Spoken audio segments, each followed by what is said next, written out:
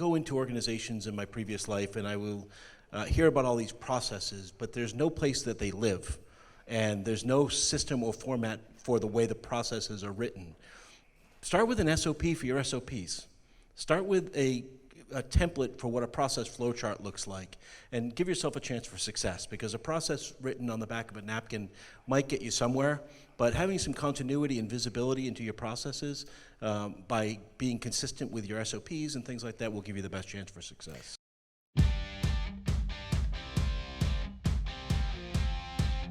This is the Wealthy Contractor Podcast, brought to you by G4 Marketing. Interviews with today's top home improvement entrepreneurs about marketing, sales, money, mindset, and lifestyle. Now, here's your host, Brian Kaskavalsian.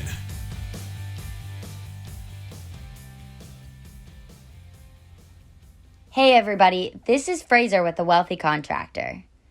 Now, you might be wondering where Brian is this week. Well, Brian has actually snuck away to enjoy a well-deserved vacation. In fact, all of us here at the Wealthy Contractor hope that you are enjoying your summer as well and making time for a little bit of fun. Speaking of fun, we have a really cool treat for you today on the podcast. If you like a transformation story, then you're going to want to pay real close attention to this one. Today, you get to hear a session from our most recent event, Accelerate Live in Fort Lauderdale, where we had 4 business owners on a panel called Mastering the Formula for Success. Now, what's interesting about these 4 business owners is that they had dramatically different businesses just 4 years ago. Today, each of them spend more time working on their business rather than in their business. And as a result, they get to focus on growing their bottom line and spending more and more time away from their business. So as you listen to this episode, you'll find out some clues to their success that you yourself could implement in your business as soon as today. Now turn up the volume and get ready to take some notes.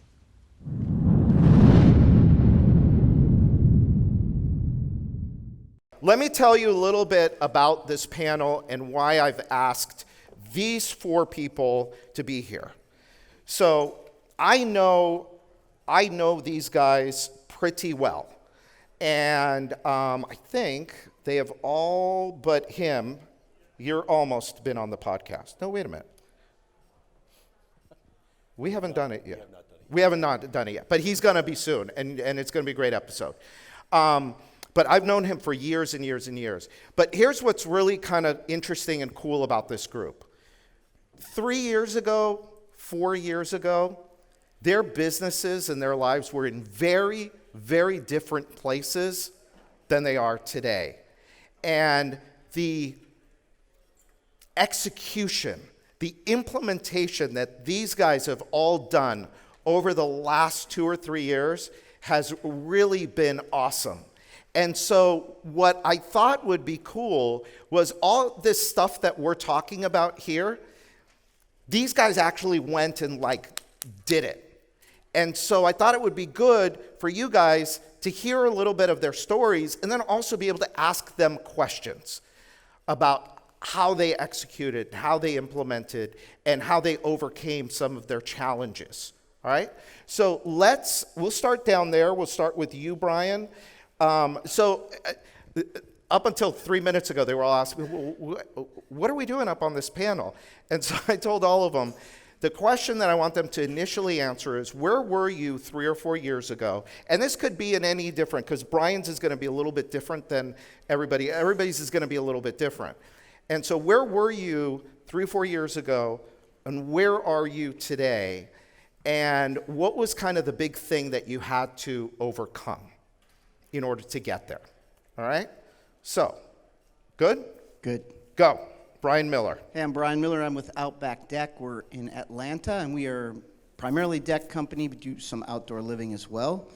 In 2018, John Gwaltney and I are business partners, and we were a company that was still largely run and operated by owners. We did have a couple of sales guys, but John was running production at the time, and I was running sales at the time, and we were both running sales appointments.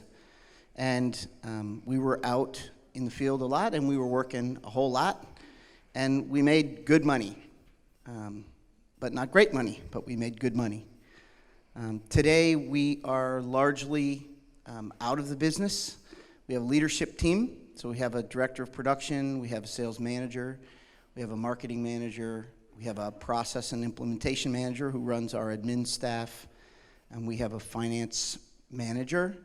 And we rely on the team, the leaders and the team, to do all the heavy lifting and really run the business while we're out trying to scale and grow the company and learn new things and get better as owners.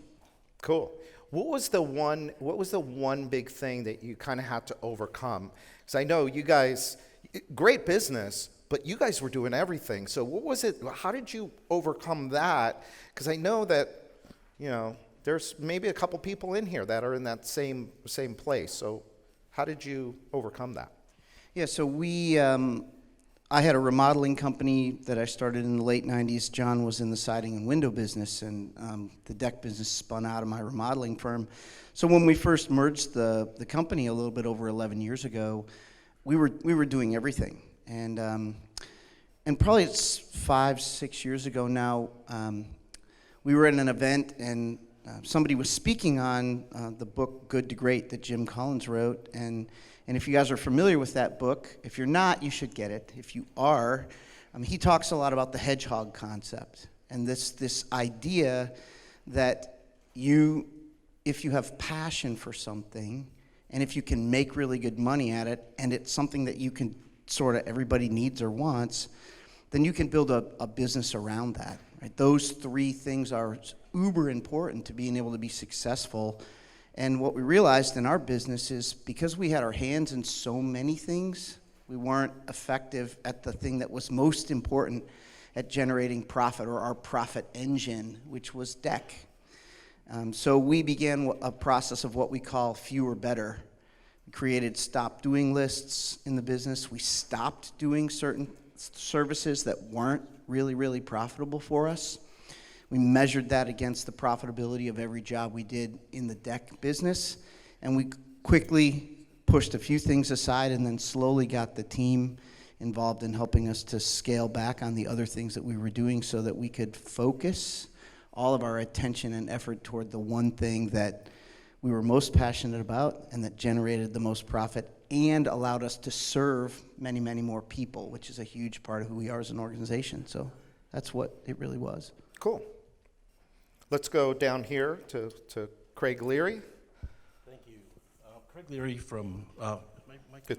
Yeah. from Home Remodeling Pros of Central PA. 3 or 4 years ago, I was in an interesting place. I had just parted ways with my employer, a company you guys may have all heard of, West Shore Home. They're doing just a few little things in our industry that are pretty remarkable. And I had to decide at 33 years into the industry what I wanted to do. I know I didn't want to go to another big company. I had done that 3 times. And so I went down a path of acquiring a small company, a company that was 30 years old, never done more than $500,000, literally had 1 employee. And I was really thinking about what I wanted this company to be. So my path is a little bit different in that I knew right away I wasn't going to be the guy who did everything in the business. I knew right away I was going to build a business with decentralized command versus me as the hub of the business. And I knew that because I was running a very successful coaching and consulting business, and I wasn't going to give that up. So I was just really getting situated to start a totally different path. My career had been windows, sunrooms, siding. I was going into interior remodeling, kitchens, bathrooms, and basements. And yeah, it was definitely an interesting position to be in after 33 years in the industry. And today, what does the business look like? So today we are 50 employees strong. We're just getting ready to expand into a contiguous market, and I wanted to prove you wrong, frankly, Bryan, and others, because people think this isn't a scalable business. It is complex. There are a lot of moving parts, and I really want to prove that we can get 3 or 4 or 5 locations with shared resources in the interior remodeling business. So we're going to be putting that to the test very soon. Awesome.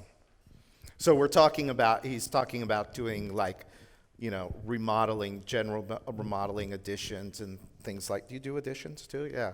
I remember you telling me that a few years ago, and I think I did say that, well, never mind. But it's pretty, What you said was I was out of my mind, and I should stick with something that has quick cash turnaround. And you're probably right, but I took it as a challenge. So thank you for okay, that. Cool. John O'Leary, O'Leary Roofing. So O'Leary Roofing, we're out of Northeast Pennsylvania. Came to a crossroads after 35 years of being an installer with a couple guys. Decided that I was going to go into this model of the business rather than sell cars. Seemed like it'd be more fun. The bottom line was I really knew that my entire career that if I wanted to know how to do something, I'd go find out from somebody else that had already taken the lumps, and went to some really great seminars, not as good as this one, but some really good ones, and got some great advice from industry people, and have grown the business over the past couple of years. And like John A. and I get in everybody's way. 2 years, or actually 2 weeks, I've been training my operations manager, my replacement. So we're looking at maybe a little bit of light at the end of the tunnel. It's not the train coming the other way for a change. Okay, so that was a bad version of his story. So was it in 18 or 19, I get an email from Sherry, his wife, the lovely better half. And she, I forgot how you guys found me, but I get this email and it's, hey, would you mind taking a look at our P&Ls? We want to know if we're I don't know, if we're doing it right or if we're doing okay. So I'm like, oh God, here we go. How am I going to tell them that they're doing a horrible job? I open up the PDF and I go top line, I go bottom line. I'm like, damn, these people are getting it. I was really impressed. And so we had a conversation. She told me that John, like a year before this, was on the roof installing roofs. And now they had this company, they had this business. A year later, we're talking, and they have an opportunity to buy this building. Like, whoa, what's going on in the business? So they buy this building, and they move the business into the building. Then he starts bringing on salespeople, puts in a sales system. Pretty soon, how many salespeople do you have now? We just hired number 5. Number 5. And how many projects did you do last year? How many roofs did you put in last year? 370. 370. Cool. And you now we're getting Sherry out of a job, and you are getting out of a job. So you're going to be, how many hours a week do you work now? About 600. No, you don't. No, 4 days a week. No more 4 Fridays. days. Yeah, 4 days a week. 4 days a week. All right. It's awesome. Cool. John Kolbaska from Staten Island, New York. So Bryan asked me at the Prophet Summit to do a testimonial for him, and I refused to do it. So I guess he's getting even with me, keeping me up on stage here for 45 minutes. I don't really like to talk about myself. 2018, it was my second business, and it was my second year in my second business. And the first business, I had worked with a national retail flooring business, and I was very busy. I was probably doing in upwards of 5,000 plus jobs per year, and wasn't making any money. Luckily, I sold that after 4 years of being in that business. I got a little bit of money. I went home. I thought to myself, I'm going to take 6 months off. And after about 2 weeks of being home, me and my wife, we looked at each other, and she said, you got to go back to work. And so I started the Men with Tools in Staten Island, New York. And in 2018, I was making the same mistakes. I didn't know what to charge. I had a $600 window. I'm selling a soft light window. It was a commodity. I didn't have a sales system in place. I was the sales manager. I was the marketing manager. It was me, 2 installers, and an office manager. And I started looking out on the internet. I discovered Bryan and a couple other podcasts and started listening and attending events. And 2019, my first Accelerate event, I remember all of the stuff that we covered here at the very beginning. And I was writing notes, and I believe I shared that with you, Bryan, right? Yep. And I talked about all the things I Shocking. was going to do. And within 3 months, I literally went into the room that first night, and I started changing my pricing. Right there in my price book, I pulled it up out of my Google Drive. Just started raising my prices 40% because I knew I was going to have to do that to build the business. And then went home, back to the office, and I implemented a couple other things to justify that price increase. So 2021, I did $5 million. I have a full-time call center. My call center manager's here. I have 4 salespeople. I have an operations. I have a production manager. And yeah, I'm a real business now. And 20% net at the end of the year.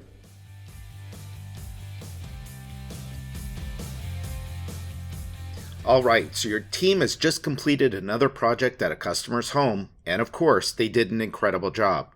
So what's next? Are they just going to drive away and that's it? I certainly hope not. The job that your team just completed for Mr. or Mrs. Homeowner is only the beginning of the profits that you can get from that one customer relationship. Every single one of your customers should be giving you 5-star reviews, referrals, and coming back for more business. As you know, all of this will lead to bigger profits for you and your business. The problem is every contractor knows they should be doing this. They just don't have a system to make sure it gets executed like it should. That's where G4 Marketing comes in. Our team takes this process off your hands and executes it consistently on your behalf. That way you know that Mr. and Mrs. Homeowner are receiving a thank you from you. They get keep in touch newsletters and emails from you, and when that next opportunity to refer you comes up, your name is at the tip of their tongue. You can get your free demo from my team today.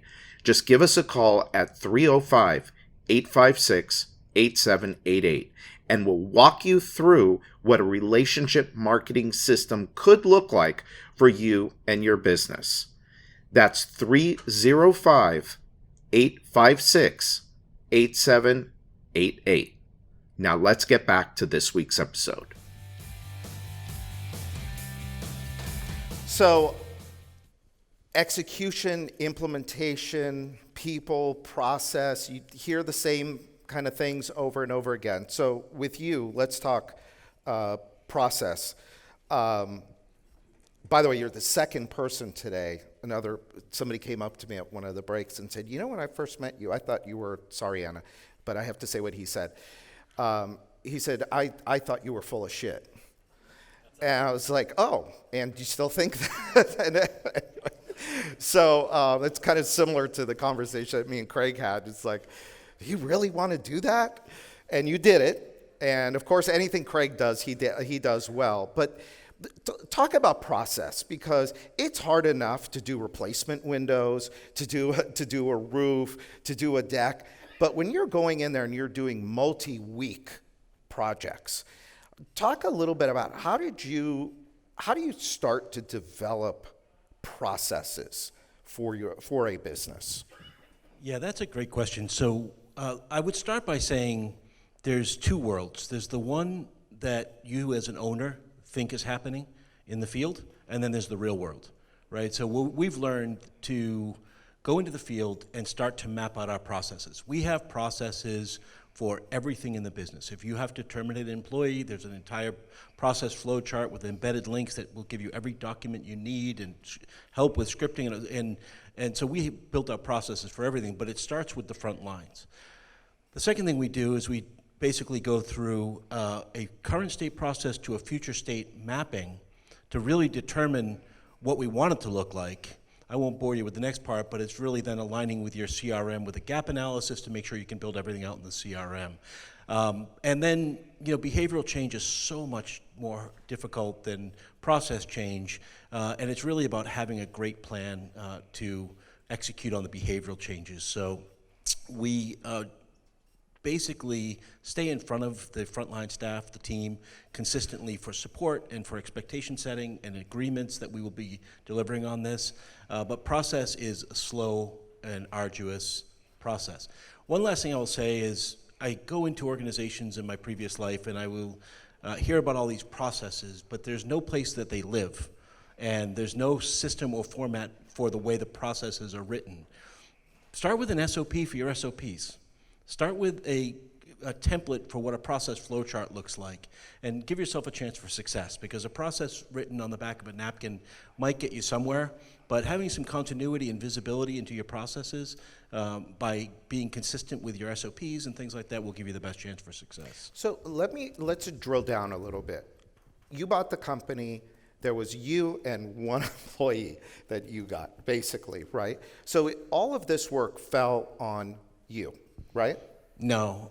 I had planned, this is a horrible thing to say, don't throw anything at me. This is so antithetical to what we all teach, and myself included, but I had planned on losing money. I said, I'm not going to buy this business and step into this guy's shoes and go out and install cabinets. So I had selected a number, I won't share that with you, and I said, this is what I'm gonna lose. I'm gonna lose this amount of cash. I put the cash in the business, and I executed on my plan. I lost more than I planned. Shocking, I know. And so I started with really thinking about what my leadership team was gonna be like. I literally never served a role in this organization other than I would run an occasional overflow lead till I got fired from that because my paperwork sucks so bad that they won't let me do it. But I've never held a position in the company. I remember in the early days, right as we were getting ready to buy, I said, my job is two things, people and profit. And by people, I don't mean the customer. My team will take care of the customer, I need to take care of the team. So that's been the approach. That's fascinating. When you go, I'm still on the process thing, because I know, we come to these things and we hear about process. And you hear about the processes that they have, right? John's got a process for everything. Craig's got a process for everything. The O'Learys, all down the line, you keep hearing about all of these guys, process. But how do you actually sit down and develop a process? What did yours look like? Like, what is it? Yeah. The So development of that look like? just go through a quick exercise in your mind. So just imagine there's a line on the horizon, okay? And then imagine on the left is inbound leads.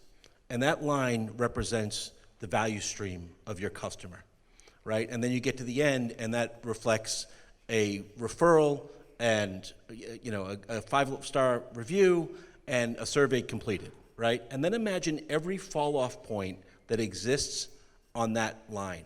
And Tim mentioned it earlier today, that metric at the end is so critical.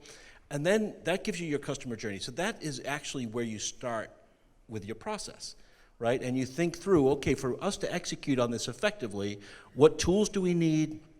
What SOPs do we need? How to use the tools? What training do we need, right? And then you go to the support functions like HR, how to onboard, how to offboard.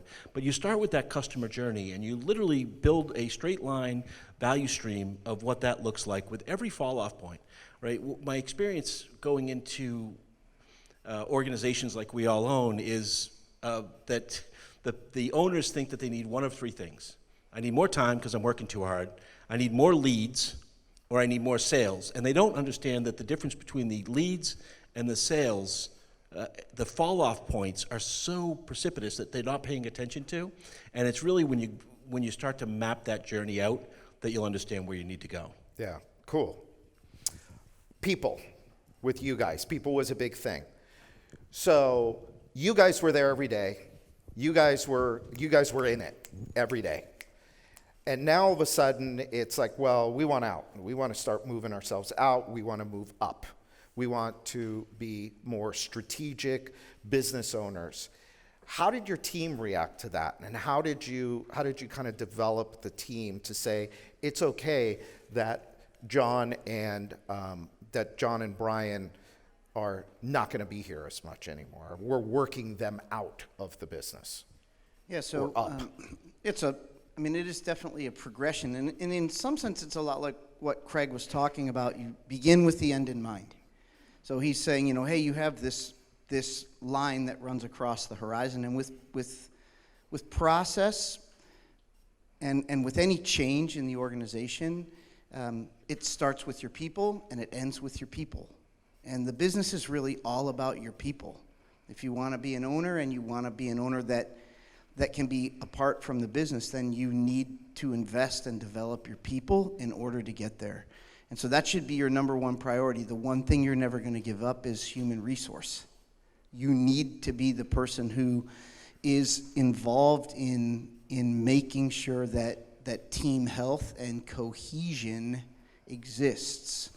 Right? So it's not enough to grab the team and bring them in, but you need to correlate that team. And by correlate, I mean you need each person who's supposed to carry the ball to carry it correctly. John was making reference to that earlier.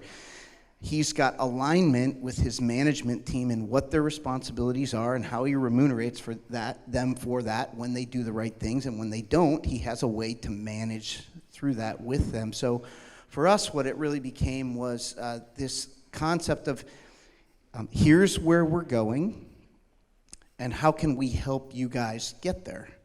So a little bit at a time, we began to release certain parts of the business and certain pieces to them and come around them and teach, train, deploy, monitor, nurture, the fivefold leadership model, right?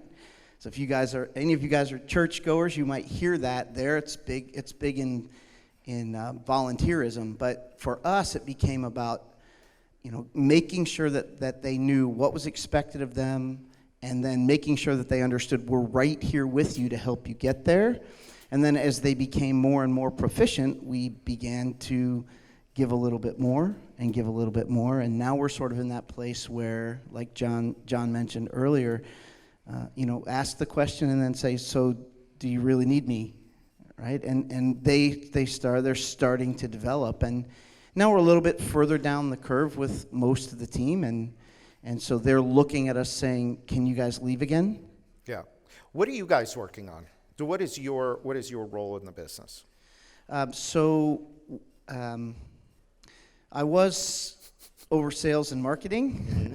Now I just have the sales, and so I have a sales manager, and he reports to me, and then I'm working on leadership. So we're in the process of developing the Virtus Leadership Academy.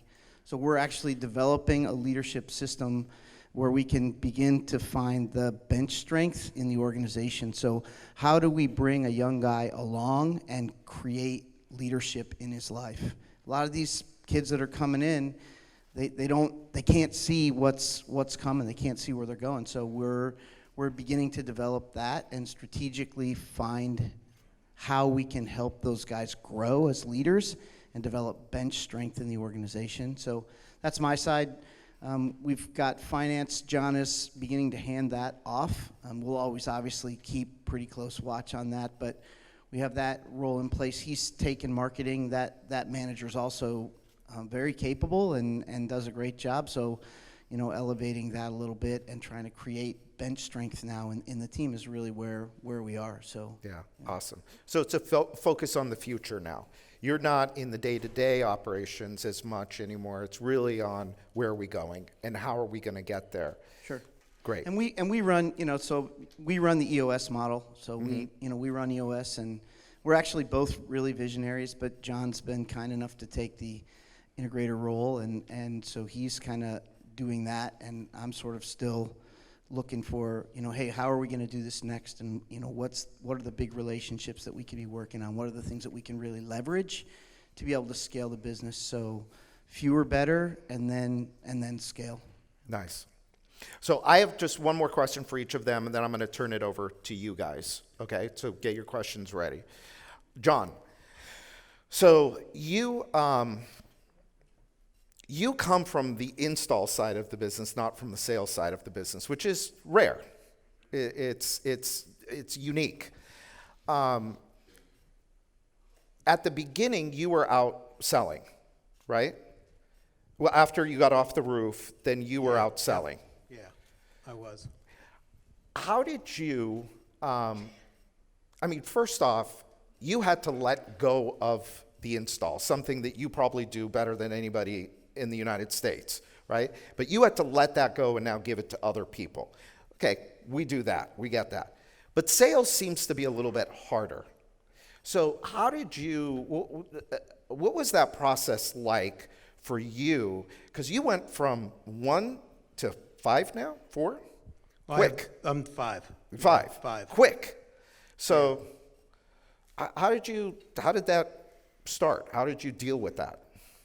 The sales system was a big part of it. Talk about that. When you say sales system.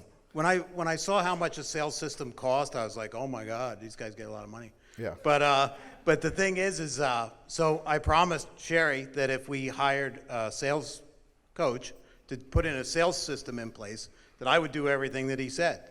So we meet up with him, and he gets this iPad out, big one too. I never saw one that big. And he says, he starts going through this iPad presentation, and I'm sitting there with the first salesman. I'm like, nobody's going to buy this. And because I could go in with a folder and a wrinkled up sample and sell a roof. So first time I went out to do this process and sit in the house, it was cold call. I didn't know who the people were, which was rare. And it was like the first time they saw Star Wars. And I was like, well, this is awesome. And that was the first time I offered financing. And they were like, financing?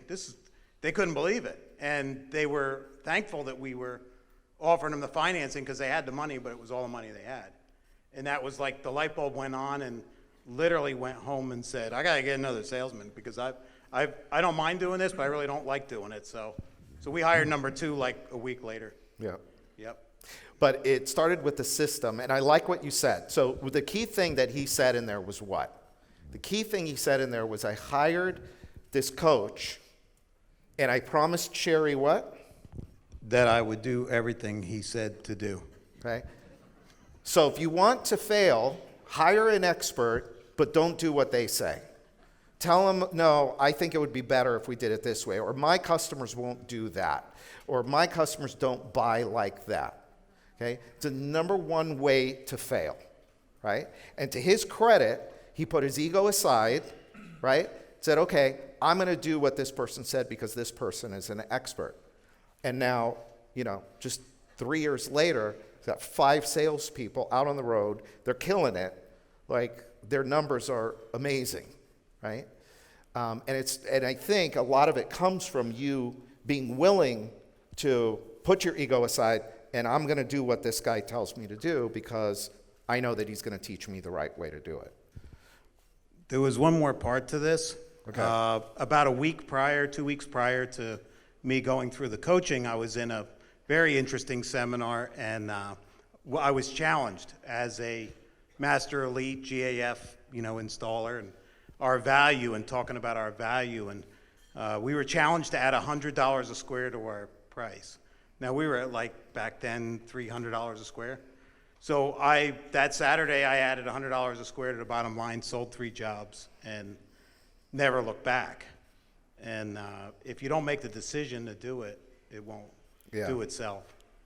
And you should know now that John and Sherry are not queasy at all when it comes to raising prices. If an expense goes up, he ain't paying for it. And he said it how many times? He's in our mastermind group, and we've heard him say it a number of times. I ain't paying for it. So he's done a very good job of sending the bill where it belongs, to the customer. Okay? Production? Go ahead. Yeah.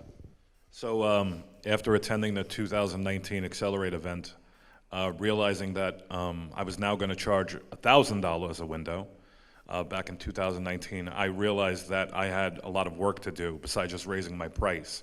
So you had gave a couple of examples like Ari's roofing with the Cat 3 installation system. Yeah. So me, I'm an installation guy, so I couldn't come up with any of these ideas. So I just wrote it down. I said, I'm going to copy that and do the same thing. So I created a thermal break installation system. So it's a 60-point installation checklist from start to finish that all of my installers follow. I also, to differentiate myself, I was at the time I was using Softlight for as my window manufacturer, and they wouldn't allow me to expand into New Jersey, and I was just stuck in my market. So I was kind of I was frustrated, and I had does anybody here know Neil and Bimbo from Sunrise? Funny guy, great guy. I gave him 5 minutes the first time he walked in my office. I'm from New York. I don't know where this guy is from. Crazy man. Literally gave him 5 minutes. Was still with Softlight. Softlight wouldn't make an exclusive window for me, so I approached Sunrise and Neil, and within 2 weeks, they created a thermalast window. So I had a thermalast window. I had an exclusive thermal break installation process. It allowed me to differentiate myself from my competitors.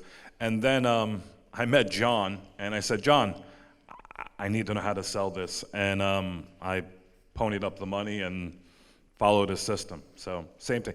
Nothing original, just used the resources that they had here, followed it, and that's it, $5 million. Nice. Yep. Cool. So all of these guys are talking about one of the key phrases that we lean on in our organization, and the phrase is cut the curve. Cut the curve. And so what you've heard everybody talk about is, if you can find someone who already knows how to do it, why would you not ask them to help you do it? Because we're all too proud and we think we know better. Right? I mean, no, we don't need to do that. So if you can find someone who's done it before or already knows how to do something, ask them for help. Ask them if they'll let you have their system. You would be surprised how many people will just, Now, some guys want to sell it, John, sorry. Don't mean to tell everybody it should be free, but the point of saying that is, if you really want to get where you want to go, you could take the long road, or you can take the high road. It happened right over there. Two people were talking.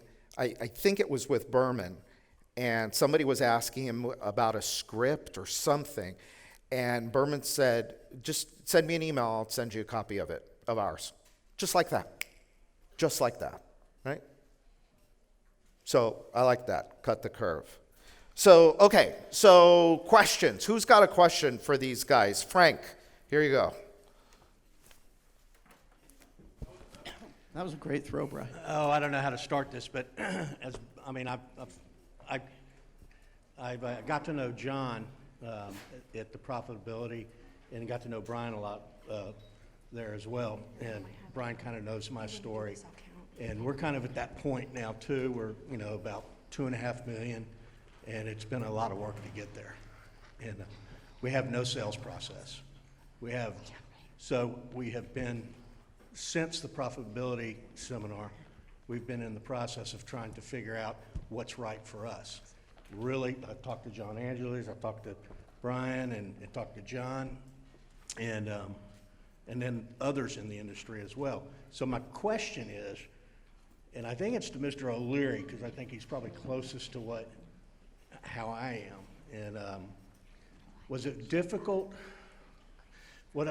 What I was told is if you're not a one-close company already, and you're not a one-close salesperson, then how will you be able to train that in your own company?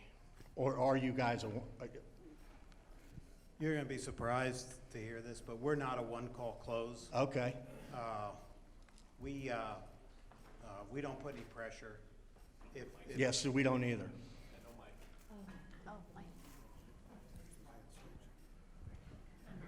Dan? Go ahead. Okay. We're not a one-call close. Oh, okay. We put zero pressure on the people. Okay, If you sell for me and I find out you're pressuring somebody, you're done. We don't need to be. We do great work. We have 305 five-star reviews on Google for roofing. You don't have to be a one-call close, but you have to have a process. And you'll be surprised at what happens when you're $2.5 million, how quickly $3.5 million is going to come. But you need to prepare for it and when you get a salesman out there, you have to have scripts for him, and he might go off it a little bit, but you have to have a duplicatable process, because after your first guy, when you see how that works, you're going to want a second one, and they all need to be telling the same story and doing the same thing. Or you have one salesperson and then me, and I want to hire another one, but I don't want to do it until I have the process in place. So As you make that decision, I want to just share one distinction, and that is high-pressure sales isn't a one-call close or a two-call close. High-pressure sales is when a salesperson does what's in their own best interest and not the consumer's. Yep. Amen. Yeah, that's good. That's good. So my question would be, at $2.5 million, why are you selling if you know that there's other people that can do it for you? Because nobody could ever sell a roof for me. And there's 5 guys now selling roofs for me. So, I know, I haven't got out of the role yet. Because I sell more than 50% of the work. listen, every time I put my tool belt on at the office and put a door in or fix something, everybody tells me, put my tool belt down. You know, it's a habit, but that's different. That's I different. haven't found anybody to replace me yet. All right, next, right over there. Frank, can you toss that over to him? So this question is for Bryan Miller, since I'm a new deck guy, and you just offer. Is that you? I can't see you. It is you. Yeah. Good, man. Since you offer your sales system, I like to ask for it.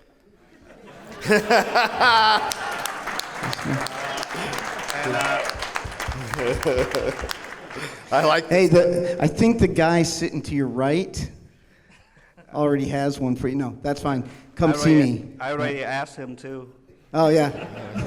So So is that? Are you telling me he didn't give it to you? Come on, Bri. So kidding aside, I do all the sales right now with all the sales, all the marketing, basically wearing all the hat beside production.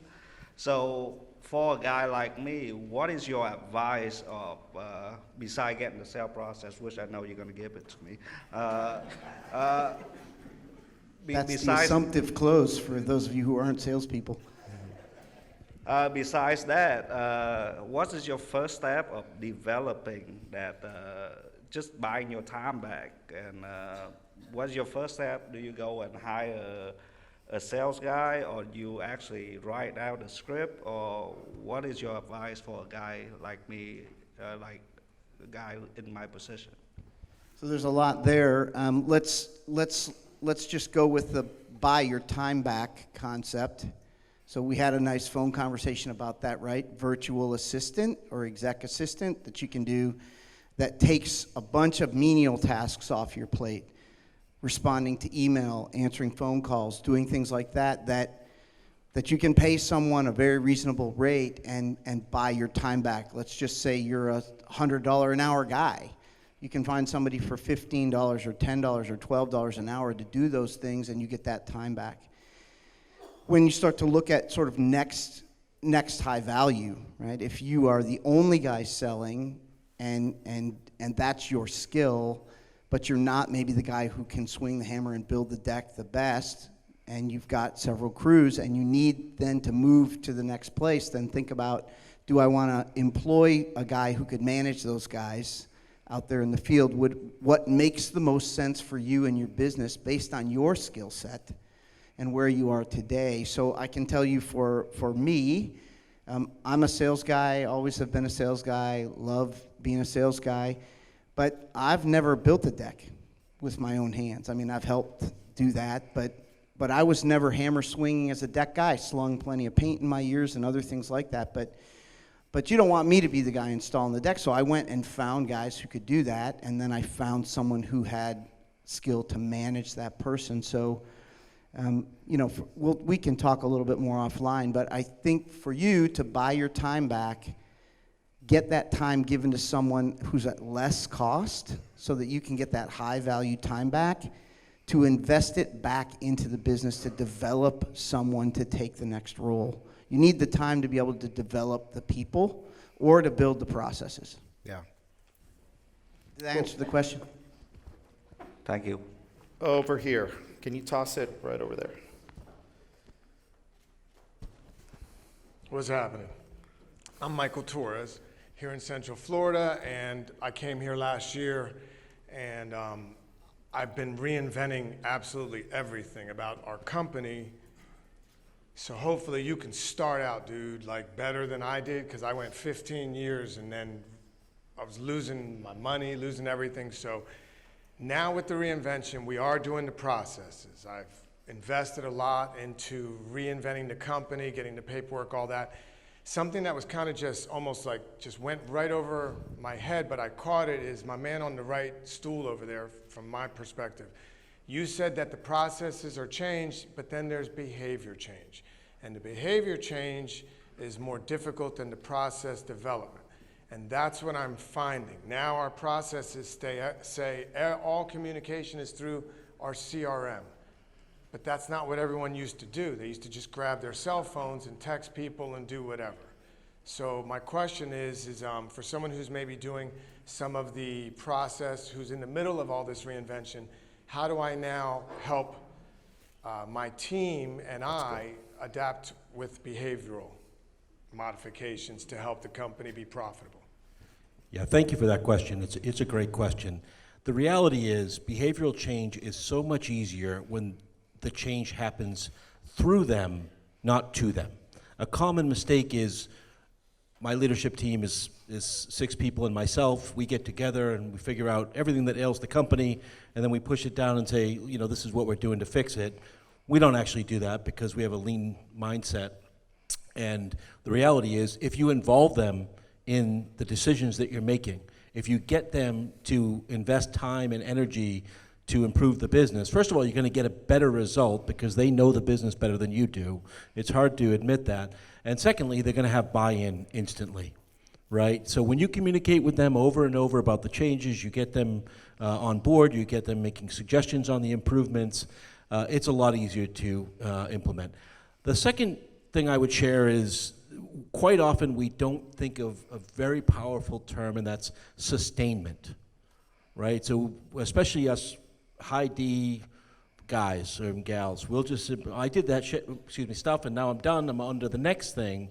And every process that we put into our business has a 4-week sustainment phase. And once a week we talk about our current changes, and we talk about the changes that are in sustainment to make sure we're doing it. Everything has a 4-week sustainment phase. To turn around and think that something is completed because you dictated from on high will never get it done. But to inspect what you expect when it comes to significant behavioral changes will help a lot. And I hope that's helpful. That's great, thanks. Cool. I think we have room for, or time for one more question. Who's up? Nobody? One? Okay, cool. That was a bad catch. That was a bad catch. That was embarrassing. That was embarrassing in front of everybody. Miami Dolphin. That was bad. I admit it. And it's on camera.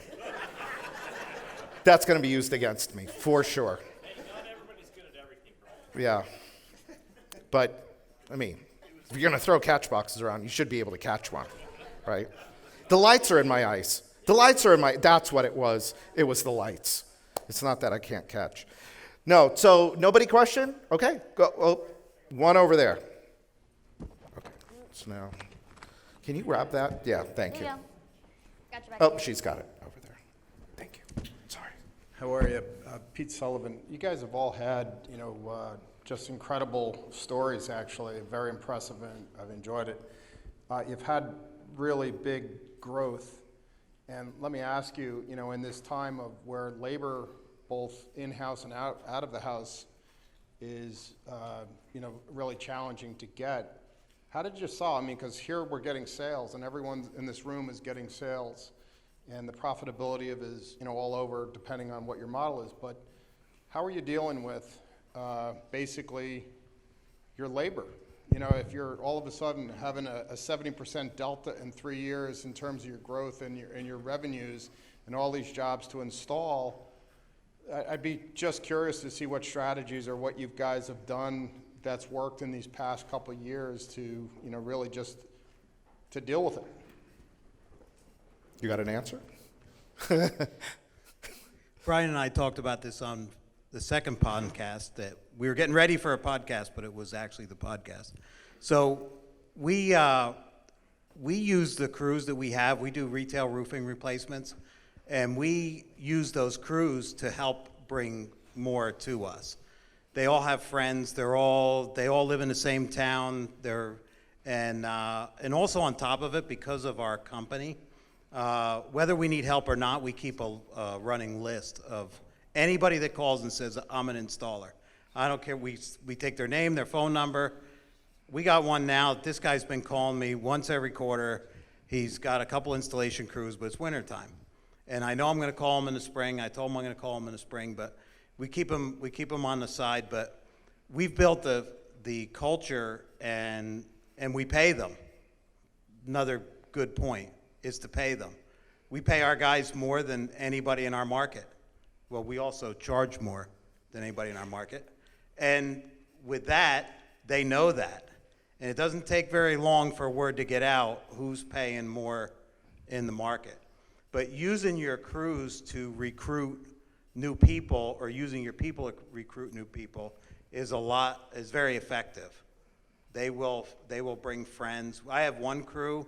He wanted to be like this other guy he used to work for, and he wanted to have 3 crews.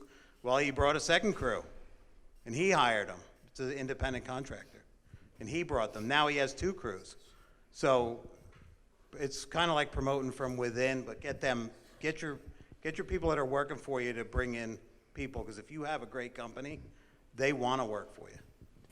Cool. John, give it to Craig. Do you have an answer for this? He's got an answer. Okay.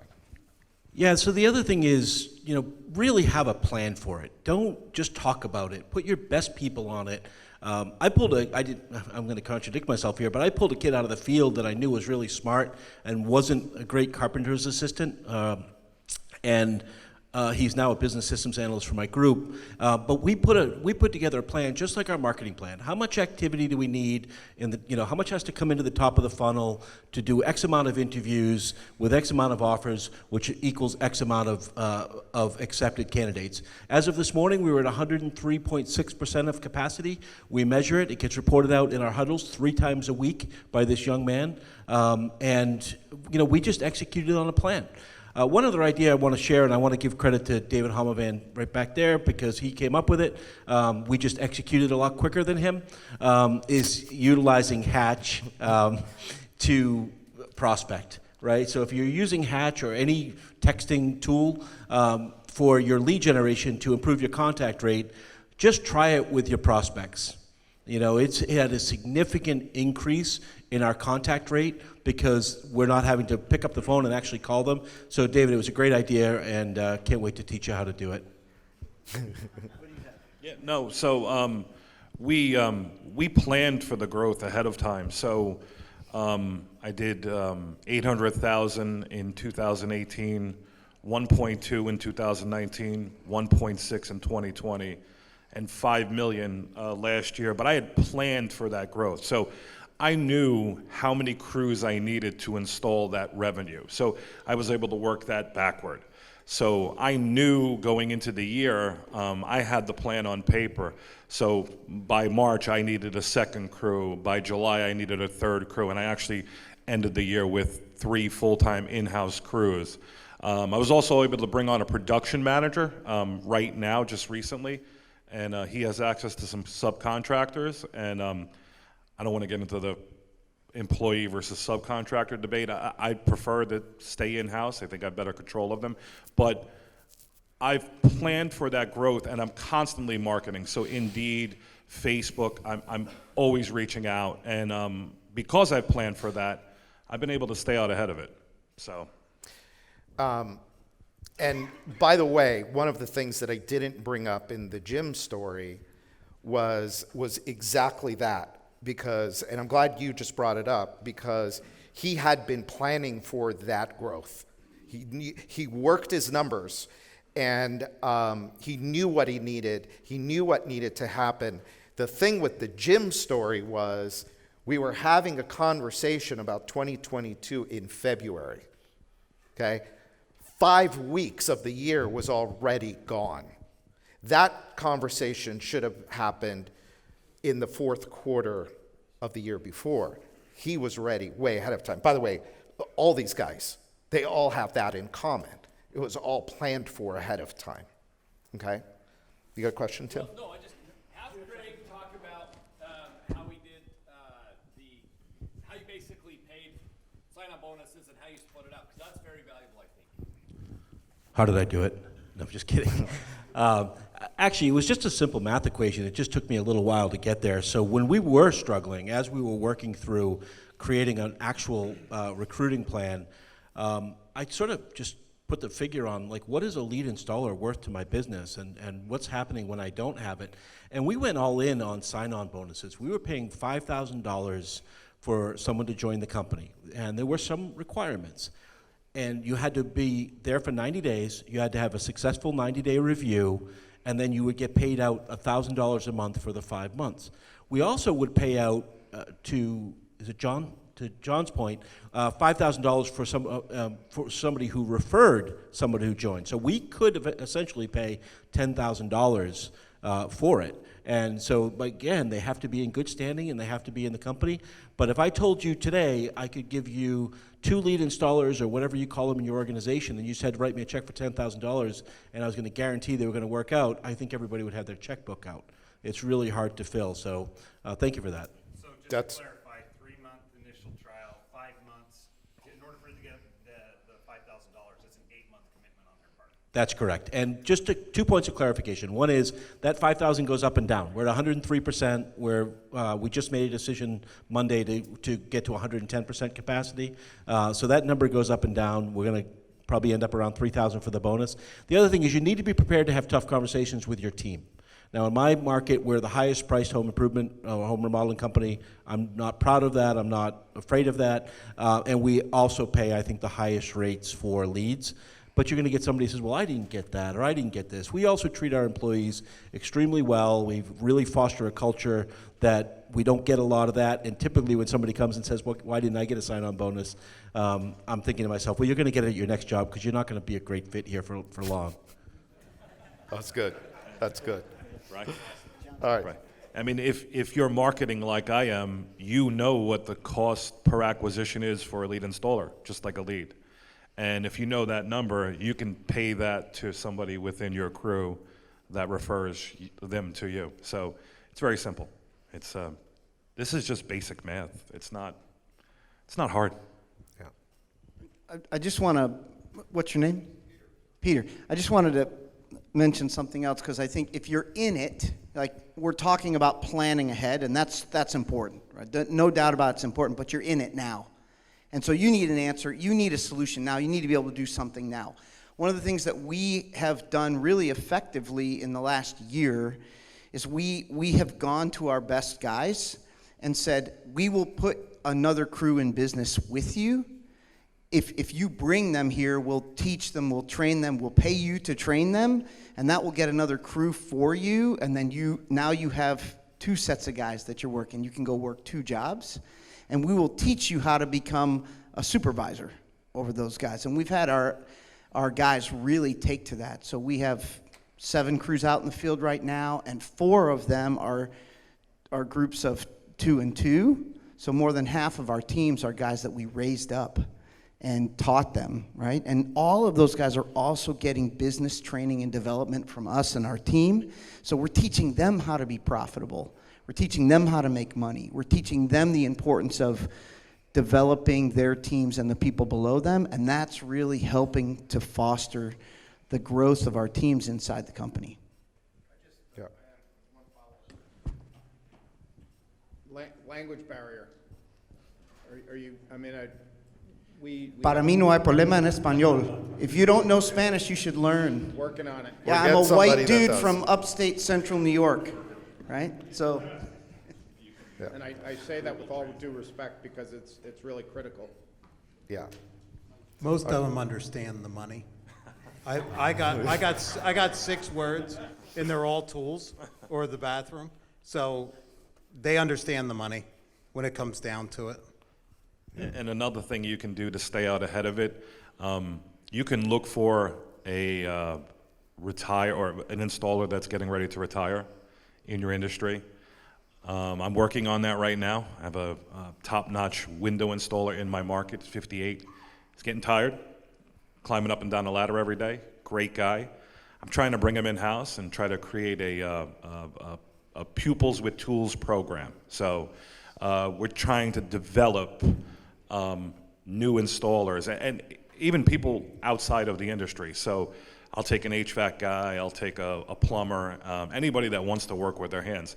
And we're actually starting to market that on Facebook. So we're talking to, you know, the kids that have graduated high school, the kids that have even graduated college with the expensive degree, and they're at Best Buy working for $15 an hour. We're trying to make them realize that now is a tremendous opportunity to get into the trade. You can make some serious money here. And like I said, we're just trying to stay ahead of that by developing people from outside the industry. Because, you know, I mean, I have installers that have worked for me, and then they bounce to the next guy, and they're hard to find. So, Yeah. Well, thank you guys. I appreciate you doing this. I hope this was a value for you guys. Thanks for listening to today's episode of the Wealthy Contractor Podcast. Let me ask you, did it help you look at your business in a different way? Did it spark an idea or ideas that you hadn't thought of before? Do you have a list of action items that you can take and implement into your business or your life today? I really hope so. If it did, I'd like to ask you a favor. Would you leave a 5-star review of the podcast? By doing so, you'll help other contractors find the podcast more easily so that we can help them achieve more success, wealth, and freedom. And before you go, make sure you subscribe to the Wealthy Contractor Podcast so you get access to the latest episodes as soon as they're available. We're always striving to provide you with great content so you don't want to miss what's coming up. In fact, if you haven't already, make sure you go to thewealthycontractor.com and get your free copy of my latest book, The 7 Secrets to Becoming a Wealthy Contractor. Just pay shipping and handling, and I'll take care of the cost of the book. And finally, a big thanks to G4 Marketing for sponsoring the Wealthy Contractor Podcast. For over 12 years now, G4 Marketing has been the secret back office relationship marketing team for hundreds of home improvement and home service businesses just like yours. You get the customer, and our proven system turns that customer into 5-star reviews and profitable repeat and referral business. If your home improvement or home services company completes at least 10 jobs per month, they have a solution that will work for you. To find out more, sign up for your free, no obligation, 10-minute discovery call at www.gfourmarketing.com/strategy. That's GFOUR marketing.com/strategy. Set your discovery call up today, and they'll help you set your business up for long-term profits and success. So until next time, this is Brian Cascavalcio.